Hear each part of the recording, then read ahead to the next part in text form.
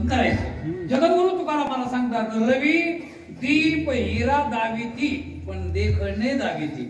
लक्षात आलं का? इथं द्यायचा. पण अदृश्य दाविती ते कोण आहेत? संत. म्हणले महाराज, जे जे वस्तू दाखवतात ते ते संत. म्हणाने यांना मग कोणला रवी, दीप आणि हिरा. आता याचं पदकृत्य मला असं वाटतं गुरुवारी आमचे भाऊ सांगायचे. प्रामुख्याने जर विचार केला तर सूर्य आणि संत यांच्यामध्ये फरक असा आहे. सूर्य हा सूर्याच्या ठिकाणी मला सांगा, रवी पहिला शब्द आहे का नाही? मग रवी हा त्याच्या ठिकाणी असलेला जो प्रकाश आहे, मला सांगा बरं, त्याच्या कानात जाऊन विचारा, हा प्रकाश तू स्वतःचा आहे का दुसऱ्या चाललेला आहे? थोडं थोडं बोलायचं बरं का. समोरचे माऊली, समोरचे म्हणजे ऐकत नाही, त्रास वगैरे नाही. हा मग अगोदर लक्ष म्हणजे नाही तर पुन्हा मला भांडून व्हायचं. आता मला सांगा तुम्ही, नाही बरोबर आहे म्हणजे मी तुम्हाला जागून ठेवतो, बाकी काय अडचण नाही. रवी या शब्दाचा अर्थ आहे, लक्षात आलं का, की हा रवी मला सांगा याच्या ठिकाणी असलेला प्रकाश तो स्वतःचा आहे का? त्याला विचारलं आपण कोणाचा प्रकाश आहे तर तो काय सांगतो? माझा नाही. कोणता अध्याय? 15वा अध्याय. यदा तिथे गतम तेज जगत भासेते हिला. म्हणजे सूर्याच्या ठिकाणी असलेला प्रकाश तो स्वतःचा नाही. बरे जरी स्वतःचा नाही, तो स्वयंप्रकाश आहे का जड प्रकाश आहे? दुसरा मुद्दा. बरं, तिसरा दोष असा आहे, सूर्याच्या ठिकाणी जर विचार केला तर त्याचा प्रकाश शीतल आहे का तप्त प्रकाश आहे? तप्त प्रकाश आहे. किती दोष झाले आता? सूर्याच्या ठिकाणी एक तर स्वतःचा प्रकाश नाही, बरं दुसरा एक तर जड प्रकाश आहे, तिसरा म्हणजे त्याच्या ठिकाणी कोणता दोष आहे? पुन्हा फक्त लक्ष देऊन ऐकायचं काय? तप्त प्रकाश आहे. आता चौथा दोष त्याच्या ठिकाणी आहे, तो अल्प प्रकाश आहे का व्यापक? अल्प प्रकाश आहे का दीर्घ प्रकाश आहे? नित्य प्रकाश आहे? अल्प प्रकाश आहे. मला 24 तास आहे ना. लक्षात आलं का? पुन्हा म्हणजे 12 तास आहे. 12 तास आहे म्हणजे 12 दुनी 24 म्हणजे 24 घंट्याचा एक दिवस असतो का आपला पूर्ण.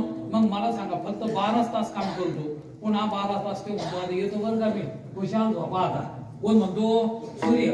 म्हणजे किती दोष झाले आता माने महाराज? 4 दोष झाले. एक तर स्वतःचा प्रकाश नाही, दुसरा म्हणजे जड प्रकाश, तिसरा म्हणजे तप्त प्रकाश, चौथा म्हणजे अल्प प्रकाश. आलं? त्याच्यानंतर जर विचार केला तर 5वा महत्वाचा दोष आहे परिच्छिन्न प्रकाश. म्हणजे त्याचा प्रकाश आता इथं अंधकार आहे, पण अमेरिकेमध्ये आता प्रकाश मारतो. म्हणजे काय आहे? किती दोष झाले आता? हे 5 झाले. आणि 6वा दोष सांगू तुम्हाला. अहो किंवा आहे त्याच वस्तूला दाखवतो, नाही ते वस्तूला नाही दाखवतो. म्हणजे काय? दृश्य वस्तूलाच तो दाखवतो, अदृश्य वस्तूला दाखवत नाही. किती दोष पाहिले आपण आता? 5 पद्धतीनंच पुढे जायचं. 6 दोष कोणाच्या ठिकाणी आहे? सूर्याच्या ठिकाणी. आम्ही विचारलं, म्हणाने याला संत मग? पण अरे म्हणला असतो संत, पण हे तर दोषाने युक्त आहे. म्हणजे किती दोष गेला? एक तर स्वतःचा प्रकाश नाही, दुसरा जड प्रकाश आहे, तिसरा अल्प प्रकाश आहे, चौथा म्हणजे काय की तप्त प्रकाश आहे, 5वा दोष त्याच्या ठिकाणी काय आहे? आले लक्षात? म्हणजे परिच्छिन्न प्रकाश आहे. आणि 6वा दोष सांगितला की तो आहे त्या म्हणजे दृश्य वस्तूलाच, अनात्म वस्तूलाच तो दाखवतो. 6 दोष आहे. चला आता संतागड. संत हो, संतांचा प्रकाश त्यांना विचारला, आम्ही तुमच्या ठिकाणी असलेलं ज्ञान हे जड ज्ञान आहे का स्वयंभूत ज्ञान आहे? स्वयंभूत ज्ञान आहे. जड ज्ञान म्हणजे जड प्रकाश नाही. बर, दुसरा गुण संतांच्या ठिकाणी जर विचार केला तर मला सांगा तुम्ही, त्यांचा व्यापक ज्ञान आहे का परिच्छिन्न ज्ञान आहे? बर, तिसरा गुण संतांच्या ठिकाणी त्यांचं नित्य ज्ञान आहे का अनित्य ज्ञान आहे? नित्य ज्ञान आहे. चौथा गुण संतांच्या ठिकाणी असलेलं ज्ञान हे तप्त ज्ञान आहे का शीतल ज्ञान आहे? शीतल ज्ञान आहे. 5वा महत्वाचा संतांच्या ठिकाणी गुण असा आहे की मला असं वाटतं, काय सांगतो तुम्ही, प्रामुख्याने सज्जन हे परिच्छिन्न ज्ञान आहे का व्यापक ज्ञान आहे? व्यापक ज्ञान आहे. आणि 6वा गुण संतांच्या ठिकाणी दृश्य वस्तू दाखवतात का अदृश्य वस्तू दाखवतात? चला मग संत कसं म्हणतात? सूर्याला कळलं का आता? हे चला आता पुढे ते म्हणे, महाराज सूर्याला संत म्हणता येणार नाही. का म्हणता येणार नाही? 6 दोष सूर्याचे आणि 6 गुण कोणाकडे? आमच्या संताकडे. म्हणले चला मग आता म्हणा ना मग दिव्याला. ते म्हणे दिवा सुद्धा उकरून काढू आता वर. लक्षात आलं का? चला आता दिव्याच्या ठिकाणी असलेले दोष. पहिला दोष दिव्याच्या ठिकाणी कोणता आहे महाराज? एक तर त्याला सांगितलं तू जगतो कोणावर? ते होतो दुसऱ्या जीवावर जगतो. कोणाच्या जीवावर? तेल आणि वात असली तर जगतो मी, अन्यथा जगत नाही. पहिला दोष. दुसरा दोष तो म्हणतो मला आश्रय लागतो. आश्रय म्हणजे काय, कोणास तरी सहकार्य घेऊनच मी वागतो, नाही असं नाही वागत. मला असं काही किंमत नाही. बाई कुंकू लावते की नाही, तिने विचारलं स्वतःच, ते म्हण नाही नवऱ्याच्या नावाना. तसं मी जे लागतो ना हे त्यालाच्या नावानं राहतो, बाकी मला काही नाही. पहिला दोष आहे दुसऱ्या जीवावर. दुसरा दोष आहे मला असं वाटतं तेलावर आहे की नाही, तेलावर जगतो, आश्रयावर जगतो. तिसरा दोष काय माहिती का, तो डोकाला तत्वज्ञान सांगतो, खाली अंधार राहतो म्हणतात लक्षात आलं का. म्हणजे दिव्याच्या ठिकाणी तिसरा दोष काय आहे, खाली अंधार वर प्रकाश. म्हणजे आता पण कमरबाबू किती तत्वज्ञान सांगतो महाराज देवी, पण मी वागतो का तसं.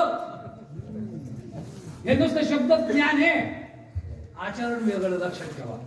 म्हणजे मी प्रामाणिकपणानं सांगितलं महाराज म्हणून सांगायला कीर्तन युट्यूबला चालली. मग आता काय सांगत होतो मी, वास्तव जर विचार केला तर चौथा काय दोष आहे, तो लोकांना सांगतो पण आपण तसा राहत नाही, खाली अंधार. चौथा दोष. पाचवा दोष त्या दिव्याचा हा आहे, तो म्हणतो होईन तोपर्यंत. माझा जो दोष चौथा, तर मी 12 तास राहतो, रात्रीच माझा उपयोग, दिवसा नाही. बर. सहावा दोष काय आहे, पुन्हा दिव्याच्या ठिकाणी तो म्हणतो होईन तोपर्यंत माझा जो प्रकाश आहे ना, हा प्रकाश तत्तच आहे महाराज, काही शीतल नाही. कितवा दोष झाला आता, पाचवा दोष. सहावा दोष हा आहे त्या दिव्याच्या ठिकाणी तो सांगतो होईन तोपर्यंत माझ्या जवळ झोपू नका. तो म्हणतो का, जर माझ्या जवळ झोपले तर सकाळी आपापली नाक तपासा. अरे का ती सारी काजळी होते माझ्यात नाकामध्ये. माऊलीचं 13वा अध्याय बरं का, मी काही असं इतकं म्हणजे सांगितलं 13व्या अध्यायात जीविना शिंपडी. 6वा दोष सांगितला जीविना आहे की नाही, म्हणजे जीविना म्हणजे पाणी जर त्याच्यावर पडलं म्हणतो पाण्यापासून मला लाभ घ्यावा, कारण मी तडफड करीत. 7वा दोष सांगितला काय की मला पुन्हा होईन तोपर्यंत आपल्या वाडग्यापासून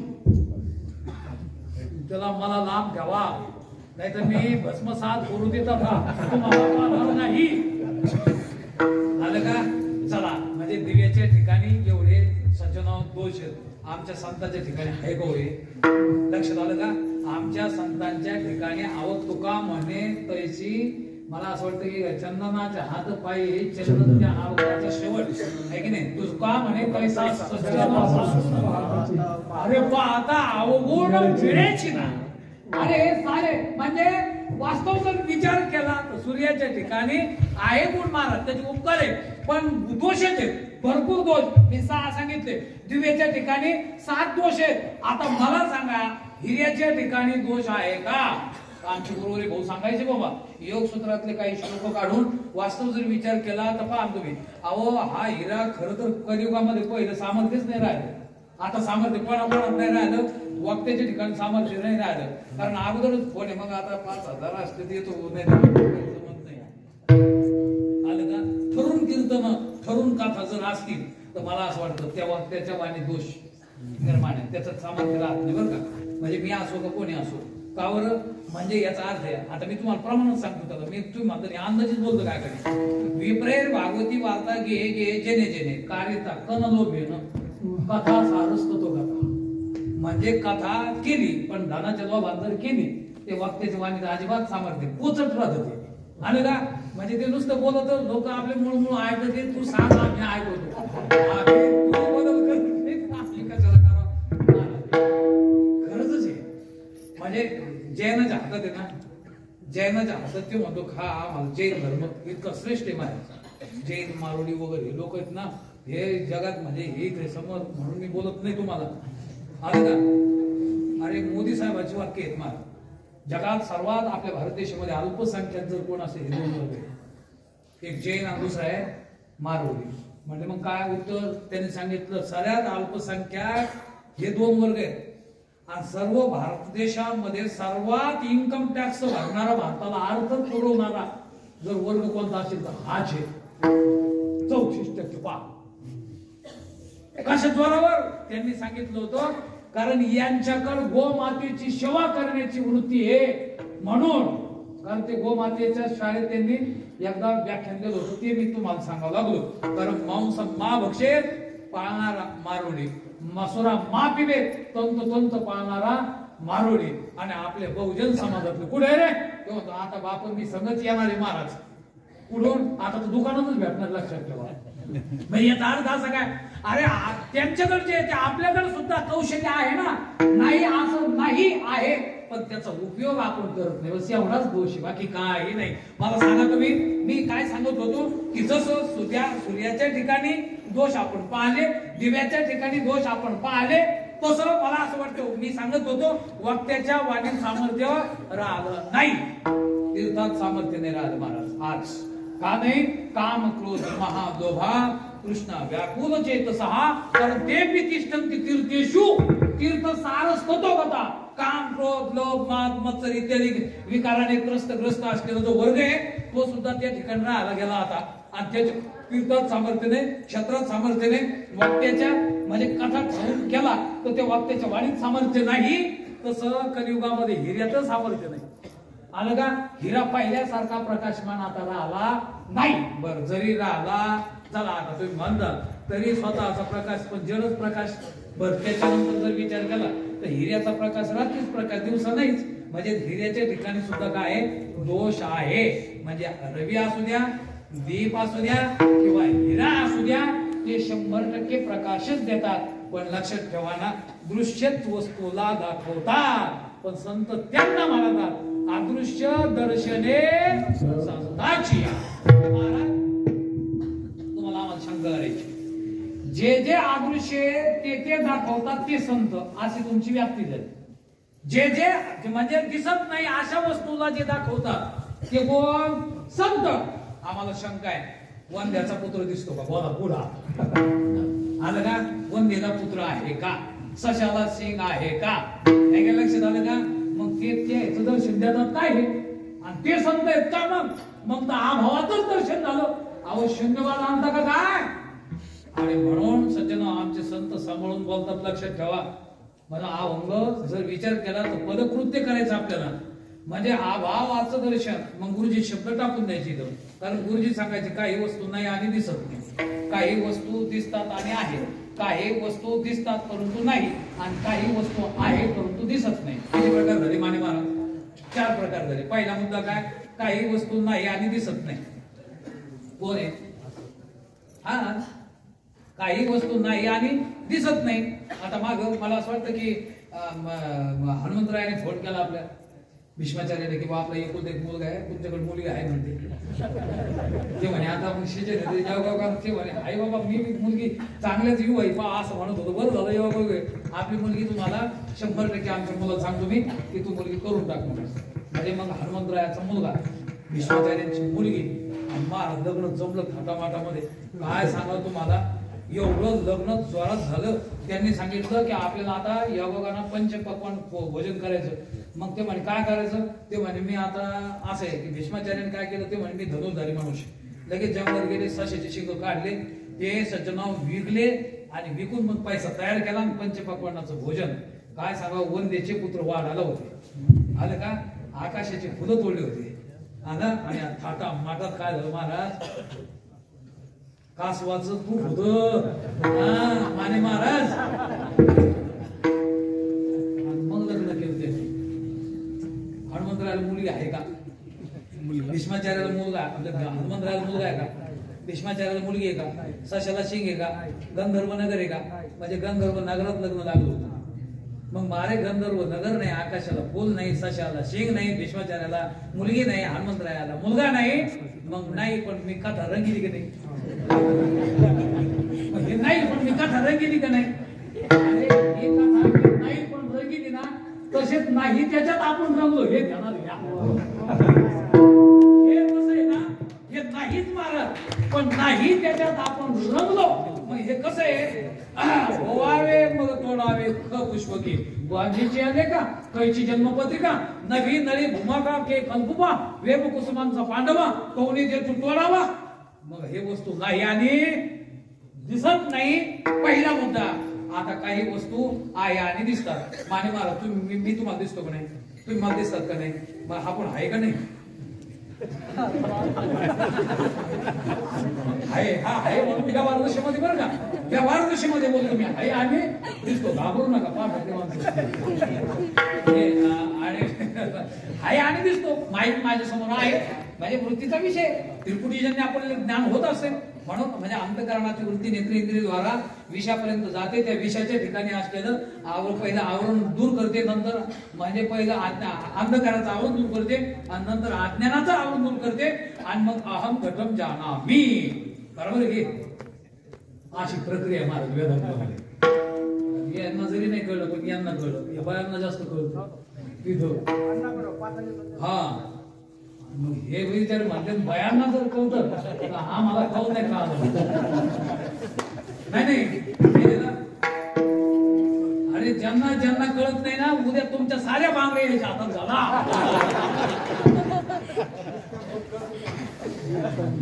हे आमच्या जातीचे वर्ग आहे महाराज, असं काही त्यांचा अपमान नाही पण चांगले सगळे अपमान झालाच पाहिजे. लक्षात ठेवर का करण्याचं अरे उदाहरणच याच्यात आहे. आणि बरोबर आहे तुमच्या झाक हे इथे इतका तरुण लोक कीर्तनाला येत नाही. लक्षात ठेवा म्हणजे ही बिचाऱ्यांची ताकद आहे म्हणजे असलं पाहिजे हे. आता सांगा मला तुम्ही काय सांगत होतो मी की या पद्धतीने रवी दीप हिरा दाविती देखणे.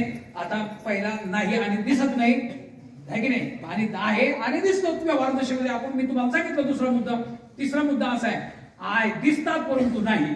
असे कोण आहे? मृगजीव.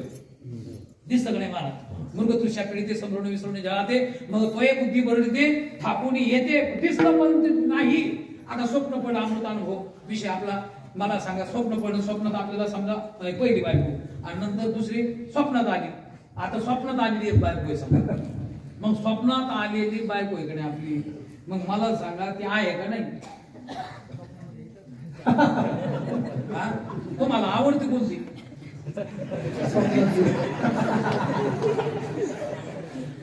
कारण एक नेम असा आहे. मग तुम्हाला माऊलीची कोबी सांगतो नवी आवडीची निभरी काम निज वनिता विसर. म्हणजे आज कोणच बोललो काही तुम्हाला जे प्रमाणे तेच बोललो. पहिल्या बायकोचा विसर पडतो मला पण कधी माने मला कधी पहिल्या बायकोचा विसर पडतो पण कधी दुसरी केल्यावर. हे पण ना कळतं तुम्हाला नाही करणार. हे ज्यांनी दोन केले त्यांना आपल्याला काय करणार पण इथले सोडून. आता लक्षात ठेवा पहिल्या बायकोचा ज्या वेळेस विसर पडतो त्यावेळेस नवी मग आवडीची विषय कोणतं झाली? मग आवडती आहे ती आवडती का नाही ती आवडती आपल्याला? आहे ती आवडते का नाही ती आवडते? हा महाराज हेच तुम्हाला सिद्धांत सांगतो गुरुजीचा. आहे ते आवडत नाही आपल्याला आणि नाही ते आवडल्याशिवाय राहत नाही. स्वप्नात जर बायको आली की 3 दिवस आपल्याला ध्यान येतं. कोणाचं? स्वप्नात बिचारी वाढी ती ही काम करते सारं करते ही समोर असते ध्यान तिचं स्वप्नातल्या बायकोच आहे. पण मला सांगा मग स्वप्न नाही ते आवडतं म्हणजे याचा अर्थ काय माहिती का? गुरुजी शब्द प्राप्ताचं हेळसाण आणि अप्राप्ताचं कौतुक. प्राप्ताचं हेळसाण. आता मी आलो ना तर मला आमचे नाना भेटले आले तुम्ही पण पोहे कोण नाही आले समजा मागच्या वेळेस आलो होतो. अरे मी आलो हे पहा ना आलं का ते अन्याय आले ते पुढे कौतुक करता म्हणजे असं आपल्या व्यवहारदर्शीमध्ये आपण म्हणत असतो. आणि आमचे जगन्नाथांना पवार सांगायचे बा म्हणजे जगन्नाथांना खरं तर पवार महाराज या महाराष्ट्रामध्ये एक वक्तव्य प्राप्त करणारा ऐतिहासिक सज्जन इतिहास सारं ज्ञान. आणि मी काय म्हणजे पण त्यांची कीर्तनं ऐकलेली हे वक्ते जे महाराष्ट्रात होऊन गेले वेदांताची त्यांनी आवड निर्माण करून दिली. महाराष्ट्रभर पाठाडे महाराजचं नाव घेतलंच पाहिजे आपण. लक्षात आलं का? जगन्नाथ अण्णा पवारचं नाव घेतलंच पाहिजे. पुढच्या पिढीनं मागच्या बापाचं नाव नाही घ्यायचं. मला असं वाटतं ते का पोरं गाऊ. लक्षात आलं का? आणि त्यांचं योगदान आहे महाराज या महाराष्ट्रामध्ये. म्हणून ते सांगायचे बा आबा असामान्य प्राप्त जर असेल तर ते सामान्य वाटतं. असामान्य पण ते प्राप्त आहे तर ते कसं वाटतं? सामान्य. आणि सामान्य आहे पण ते अप्राप्त असेल ना तर ते असामान्य वाटतं. लक्षात ठेवा म्हणजे हे सृष्टीचा नियमच आहे ना. आणि म्हणून मला हाच महत्वाचा मुद्दा सांगायचा होता. काही पदार्थ नाही म्हणजे स्वप्नातली बायको सज्जन आहे का? आता म्हणजे माऊलीचे गोवीचे ना स्वप्नीचे राज्य का मरण नव्या हर्ष शोकाची कारण. म्हणजे स्वप्नात राज्य असू द्या किंवा मरण असू द्या त्या हर्ष आणि शोकाला काय नाही कारण नाही. चला पुढं आहे पण आपल्याला दिसतात परंतु नाही. आता 14वा महत्वाचा मुद्दा काय आहे? हा पदार्थ आहे पण दिसत नाही. लक्षात आलं का? आहे परंतु दिसत नाही. मला सांगा आता पुढे देव नाही का दिसत नाही? दिसत नाही का पाहत नाही? पाणी मारत पुढं सारखा पुढे म्हणजे इकडं नका सोडू पुढं. देव नाही का दिसत नाही? दिसत नाही का पाहत नाही? पाहत नाही का डोळे नाही? डोळे नाही. डोळे नाही का जिथं डोळे यायचे तिथं आम्ही घासीत नाही? मग घासीत नाही मग ते घासीनारे सज्जना जिथं घासायचं ते कोण? सत्य आहे. आणि मग त्यांच्याकडेच हे अदृश्य दर्शने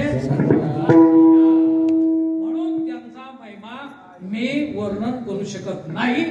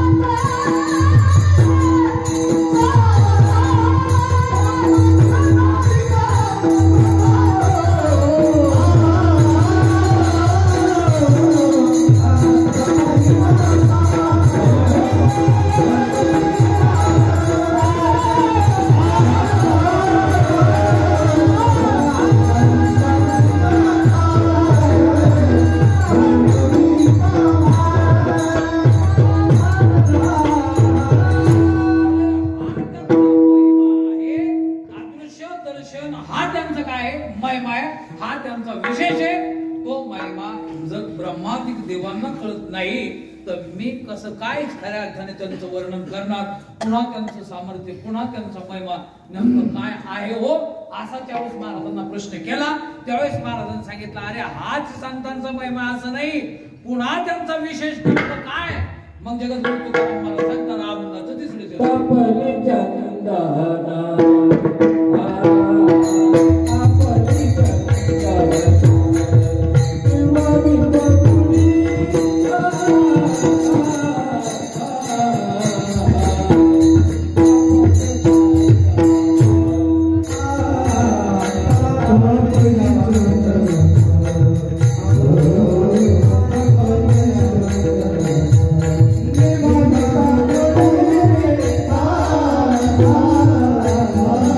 Oh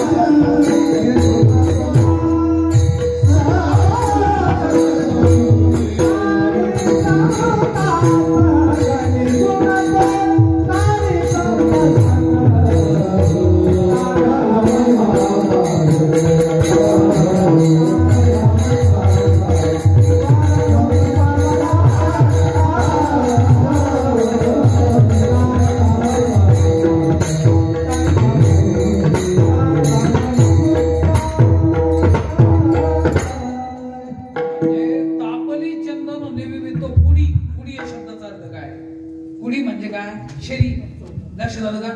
कारण असे शरीरात जो राहतो, तुम्हाला अगोदर महत्वाचा मुद्दा सांगतो, देहात देह, लक्षात आलं का? आणि देहात जो राहतो त्याचं नाव काय आहे? देही. देहात जो देह, देहात जो राहतो त्याचं नाव देही. शरीर, त्याच्यात जो राहतो त्याचं नाव शरीरी. लक्षात आलं का? 13वा अध्याय, म्हणजे 13वा अध्यायामध्ये प्रामुख्याने वर्णन केलं. याला म्हणायचं क्षेत्र, आणि त्या क्षेत्रात जो राहतो त्याचं नाव आहे क्षेत्रज्ञ. मग आता लक्षात ठेवा, चंदन काय करतं? वरच फक्त गार करतं. आलं का? म्हणजे हे शरीर. जर तुम्ही म्हणजे चंदन लावलं, ते म्हणतो बाबा चंदन लावलं म्हणजे असं नाही बरं, कारण मी गावाला एक दुसरी म्हणे लावलं नाही चंदन तिकडे नका जाऊ. चंदन जर लावलं तर कंपाळ जर लावलं, देवाला सुद्धा लावायची काय आहे पद्धती का नाही. म्हणजे चंदन लावलं तर शरीर काय होतं? थंड होतं. तप्त चंदन जर तुम्ही मारलं, म्हणजे चंदन एक थेंब जरी 52 वर्ण चंदन असावं आणि ते उकळत्या तेलाच्या कढईत टाका मारा, एकदमच गार होऊन जातं ते. इतकं ताकद कशामध्ये महाराज? उगत चंदन तसं तयार होते सामर्थ्य कशामध्ये? चंदनामध्ये. मग शरीराला जर लावलं तर शरीरच शांत होईल. हे चंदनाचं इथपर्यंत सामर्थ्य. पण संतांच्या सज्जनाव जर आम्ही सानिध्यात गेलो तर संतांच्या त्या म्हणजे मुखार विंदातून आलेलं तत्वमसी इत्यादी महावाक्याचा आत्मबोध हा काय करतो माहितीये का? शरीरात शांत करतो अनादिकालीन. म्हणजे तापली चंदन उडी नववितो, पण त्रिगुण तो काढी संत संग. म्हणजे सत्व गुणही ठेवत नाही, रजगुणही ठेवत नाही, तमगुणही ठेवत नाही. व मी सांगू का? आमचा प्रकृती पैल कडील भाव धरी कल्पणवीन लागसी पाहो. म्हणजे तीनही गुणाच्या आधीत, म्हणजे गुणाचं संबंधी होत नाही. मला असं सत्व रज तम बाधा नव्या हरिभक्तासी बघा लागत नाही. कळलं तुम्हाला आता? त्रिगुण तो काढी संत संघ, हा संतांचा दुसरा विशेष आहे. आता तिसरा विशेष संतांचं काय आहे? खरं तर जगद्गुरु तुकाराम महाराज अभंगाच्या माया बापे पिंड माई माया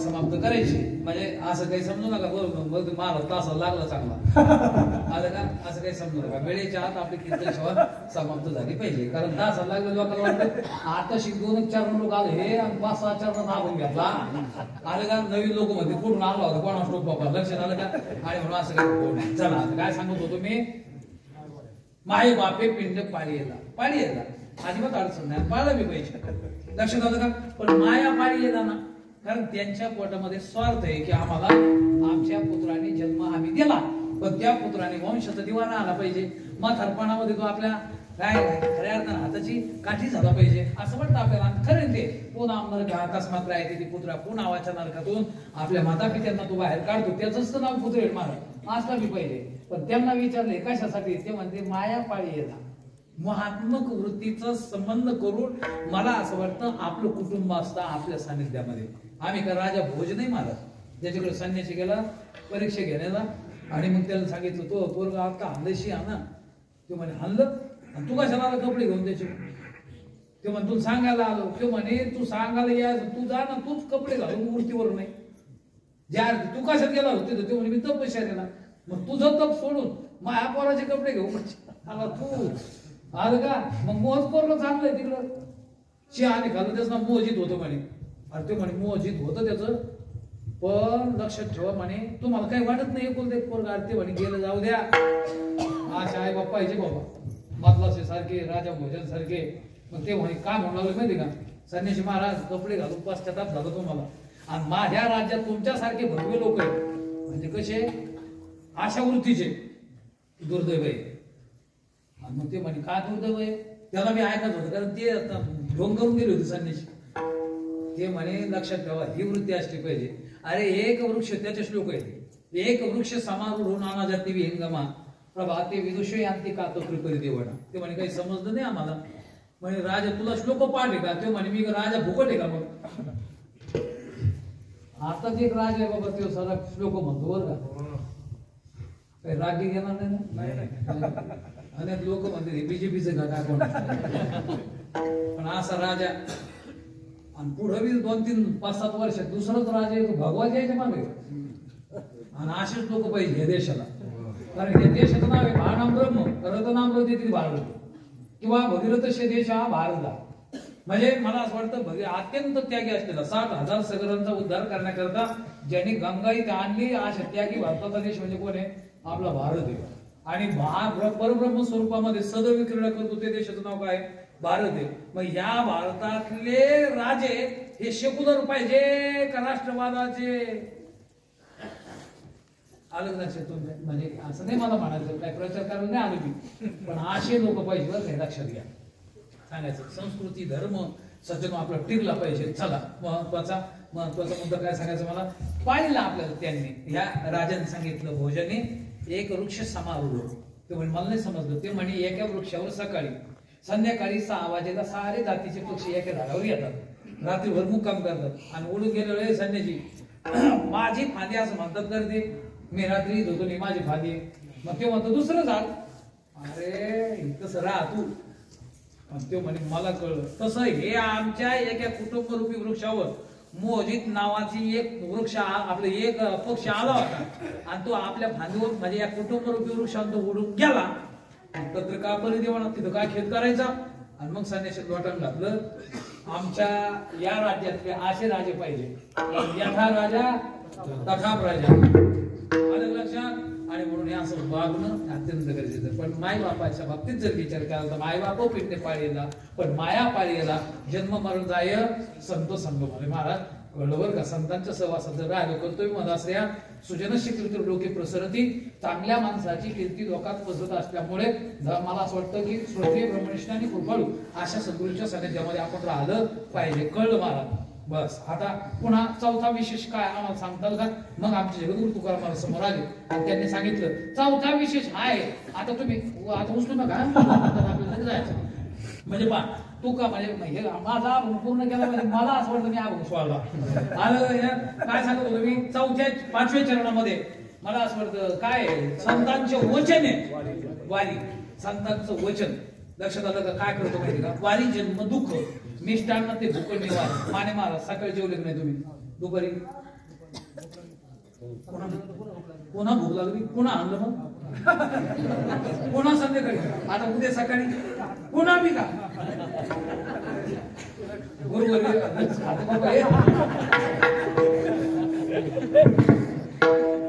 साखरी महाराज त्यांचे एक उदाहरण आहे.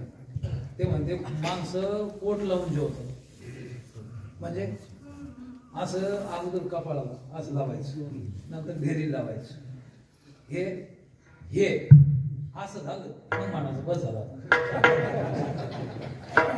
तुमच्या लक्षात आलं का? आपण ज्याचं आहे त्याच्याच नावानं सांगितलं पाहिजे, आपलं नाही. फक्त ट्रान्सपोर्ट करणं पुढच्या कीर्तनकाराचं काम असतं. याला हात लावायचा आणि याला लावायचा, याच्यासारखं हे झालं तेव्हा म्हणायचं आता बस. ते म्हणे मग आता ते म्हणे आता सकाळी, आणि कसं ते म्हणे असंच. मला सांगा असं पोट लावून जरी तुम्ही जेवले पण भूक लागणार ना महाराज. याच नाव आहे सांकुशात वृत्ती. प्रपंचात हेच आहे महाराज.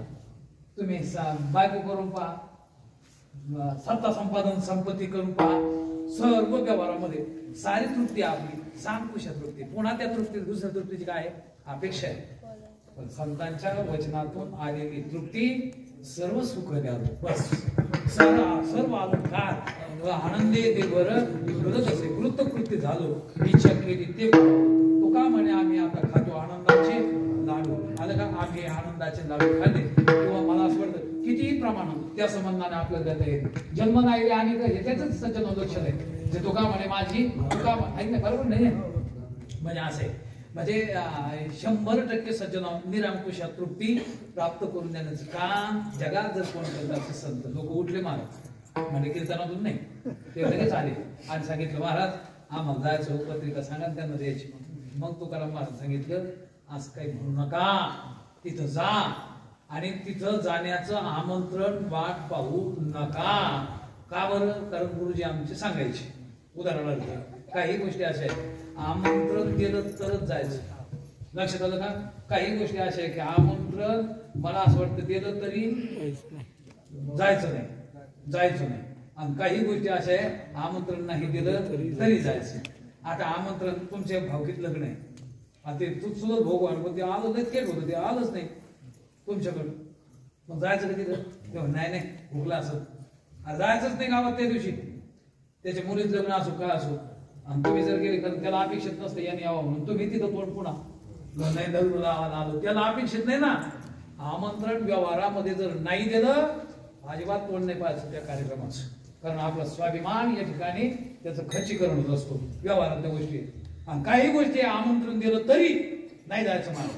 आमची निश्चित त्या कोळकर महाराज काकडे बापू नागरे महाराज यांना आम्हाला थोडं झालं एक दिवस की चला महाराज सप्ताह झाला म्हणून झालं बाबा चला आपल्याला जायचं. कुठे जायचं? तेव्हा 100% आपल्याला आता आपले एकुलते एक पोरग आलं का 10,000चं बकरू घेतलेले तुम्हाला सांगला ती बोला आमंत्रण चावणाचा कार्यक्रम आहे तुम्हाला यावाच लागणार आहे. म्हणलं 10,000 नाही 15 देतो, नाही जमणार, नाही 20 देतो, 25 देतो. महाराज 25 चौघाला पाकी भरतो, 1,00,000 देतो. पुढच्या गाडीत शीट देतो, नाही तर गाडी तुमच्या ताब्यात देतो. जायचं का? ₹1,00,000 देतो का अडचणी? अरे लोक जातील ना महाराज विचारायला सप्ताह झाल्यावर तिथं जाते का नाही? तिकडं पा तिथं करताय, मग तिथं करताय, इथं करताय, मग तिथला करता. मला वाटतं तिथला करताय आला कुठून? अरे हे छंदे